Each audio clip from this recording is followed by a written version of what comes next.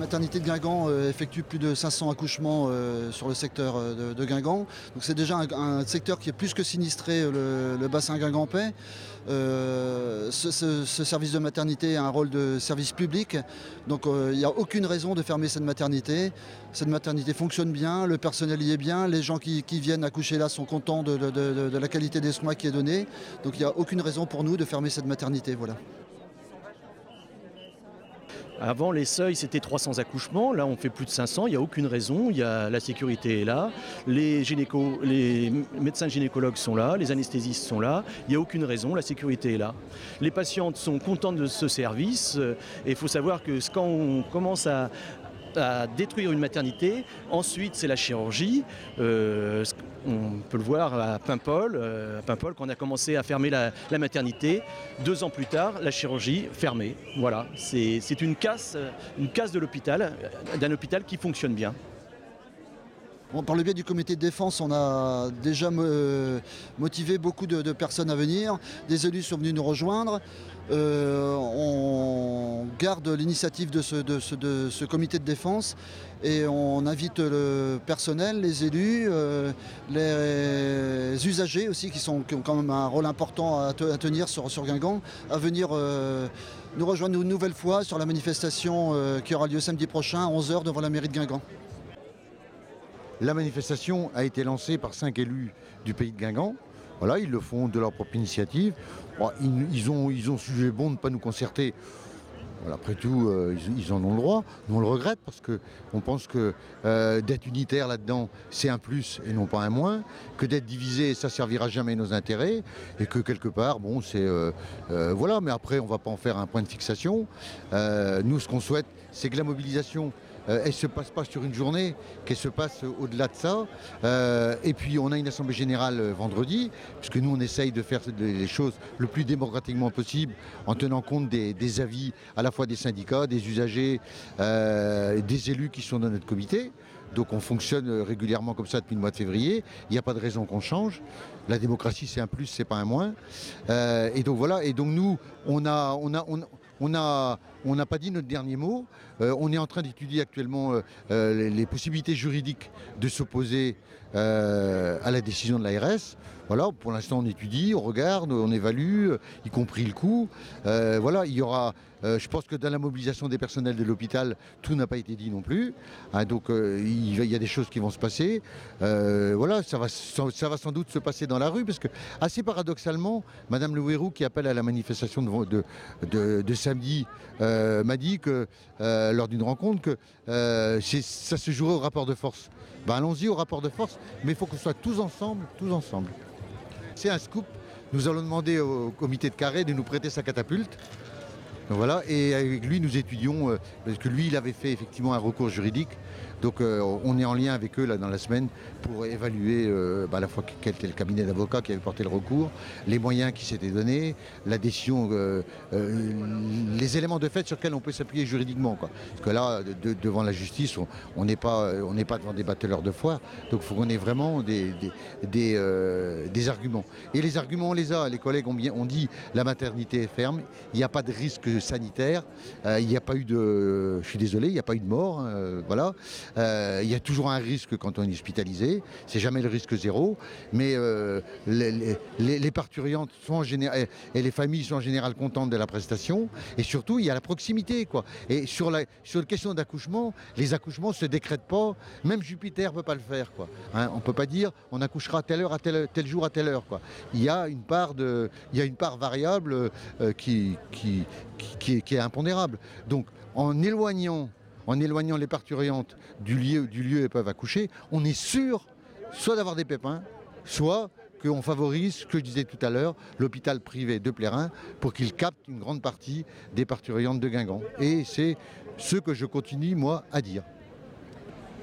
De politique libérale en dérive statutaire successive, la part du non-titulariat dans la fonction publique atteint des proportions inacceptables pour parvenir aujourd'hui à 1,3 million de contractuels par an, dont près de 300 000 dans la fonction publique hospitalière. Près de 25% des effectifs avec des pics parfois à 50% dans certains établissements, comme les EHPAD, les professions comme les psychologues. Les différents plans de titularisation n'ont pas fondamentalement changé la situation.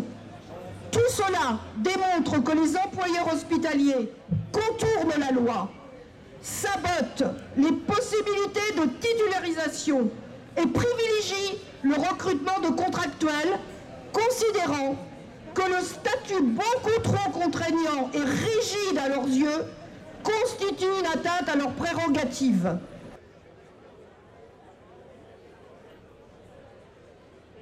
On défend la cause d'augmenter ces effectifs, de revoir la hausse des effectifs, effectifs de pompiers professionnels, effectifs d'agents administratifs et effectifs d'agents techniques. Les sapeurs-pompiers volontaires font partie également d'une réduction des effectifs. Là, ce n'est pas pour un défaut d'employeur, parce que l'employeur voudrait privilégier cet emploi des pompiers volontaires ou cette action des pompiers volontaires, à savoir que les pompiers volontaires n'ont plus la même disponibilité qu'ils ont connue auparavant.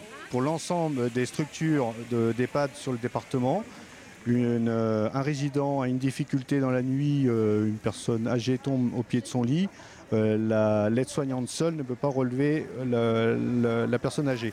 Elle va automatiquement demander la sollicitation, elle va solliciter les services pompiers. Au niveau de nos autorités, ils considèrent que ces missions ne font pas partie intégrante de la mission des pompiers. On l'entend bien comme ça. Effectivement, il n'y a pas une notion d'extrême urgence, à savoir qu'il n'est pas possible non plus de laisser une personne âgée au pied de son lit avec une aide-soignante qui ne sera pas en mesure de faire en sorte de la remettre tout simplement dans son lit. Donc la question qui est posée, oui, les pompiers n'ont pas à assurer ce genre de mission, mais qui les assure à partir du moment où on ne met pas non plus les moyens dans les EHPAD pour pouvoir intervenir. La situation médiatique qui a été retraduite ces derniers temps par rapport à l'erreur d'une opératrice au niveau d'un SAMU, nous a également rappelé qu'au sein de notre plateforme d'appel, à savoir qu'au niveau de tous les SDIS, on a une plateforme d'appel qui regroupe l'ensemble des appels 18-112 sur le département. Nous rencontrons également des difficultés déjà au sein même du service où il y a également là une réduction des effectifs, une réduction des opérateurs et opératrices, ce qui implique automatiquement une attente au niveau des prises d'appel, avec éventuellement une difficulté pour vraiment prendre la notion de gravité des appelants. On a été confronté à plusieurs reprises à des situations qui pouvaient nous interpeller sur le déroulement, à savoir que si nous n'intervenions pas, au niveau du SAMU, il n'avait pas plus de réponses non plus à apporter pour certains appels. Et effectivement, je confirme que nous sommes également passés dans des situations qui pouvaient remettre en cause les deux entités, SAMU et SDIS, au niveau des appels de secours. Faute de moyens, c'est une évidence. Sous le fallacieux prétexte de rendre le dialogue social plus efficace et plus fluide, le gouvernement s'attaque maintenant à la démocratie sociale et aux instances représentatives des personnels qu'il juge redondantes. Il faut museler les représentants du personnel, les éternels empêcheurs de réformer en paix. La fusion du CHSCT et du comité technique, ainsi que les conditions de vie et de santé au travail se dégradent, alors que les conditions d'hygiène et de sécurité sont prégnantes et inacceptables.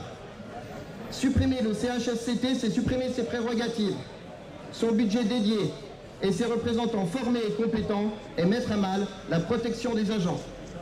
Supprimer les commissions administratives paritaires ou en diminuer les prérogatives, c'est remettre en cause le droit des agents à être informés et défendus lors des actes de gestion de leur parcours professionnel. Et c'est laisser le choix aux chefs de service, encadrants et directeurs de définir arbitrairement eux-mêmes leurs critères sans aucune règle de gestion égalitaire pour les personnels. Pour nous, ces projets sont inacceptables. Pour nous, ce n'est pas de moins de services publics dont les citoyens ont besoin. Ce n'est pas d'un plan social dont les agents publics ont besoin, mais au contraire de services publics de proximité, renforcés et modernisés, avec des moyens humains et budgétaires suffisants au plein accomplissement des missions. Les exemples de fermeture ou de remise en cause de lieux de services publics sur notre territoire se multiplient. Trésorerie, hôpitaux et services de santé et médico-sociaux, météorologie, regroupement toujours plus nombreux des collectivités avec la fusion des intercommunalités et maintenant des communes. Ce n'est pas le numérique et le très haut débit qui demain remplaceront le nécessaire investissement collectif qu'est le service public pour l'intérêt général, car le service public est la richesse de ceux qui n'en ont pas.